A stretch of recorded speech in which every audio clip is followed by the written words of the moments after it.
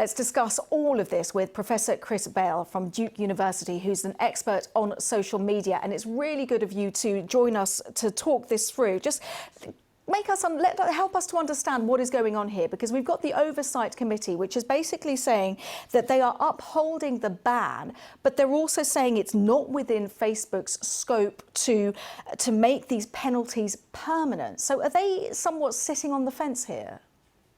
I think they are. I think we're seeing them kick the can down the road. They're delaying the decision. And what I think this underscores is that, the problem runs much deeper than this single decision. America was a very polarized country before Trump. We're going to be a very polarized country after Trump. And I think the bigger question is, how did we get here? So in that case, how did we get here? I know you have been in particular doing an awful lot of research into how social media has become very politicized. That's right. There's a lot of narratives out there about how social media polarizes us. Things like echo chambers that insulate us from opposing views, or foreign misinformation campaigns, or maybe algorithms that radicalize us.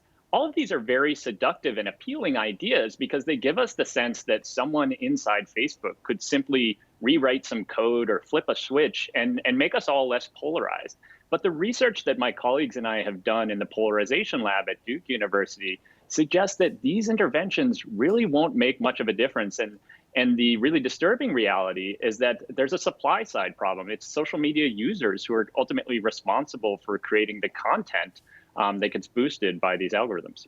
OK, so if social media users are responsible, the Pew Research Center has recently found that around 6% of all Twitter users, for example, I know we're talking about Facebook and Instagram, but say let's focus on Twitter here, that the Twitter users generate 73% of posts about national politics. And in fact, the majority of these individuals have extreme views. Who's responsible for curbing those views, for highlighting those views as being wrong? Is it not the platforms? It can't just be all of us users on social media across various different types of social media.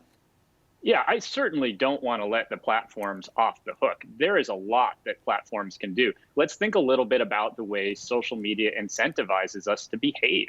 Right now we've got a system where we're rewarded for saying extreme things, for preaching to the choir, for really, boosting our own team and taking the other side down. But through some simple changes, social media platforms could, for example, boost or amplify content that appeals to people from different political backgrounds or even different social groups altogether. And this could really help optimize for democracy instead of creating the kind of self-serving micro-celebrity that so many extremists are taking advantage of on the platforms right now. Well, we'll certainly wait and see what happens next. Professor Bail from Duke University, really good to get your thoughts.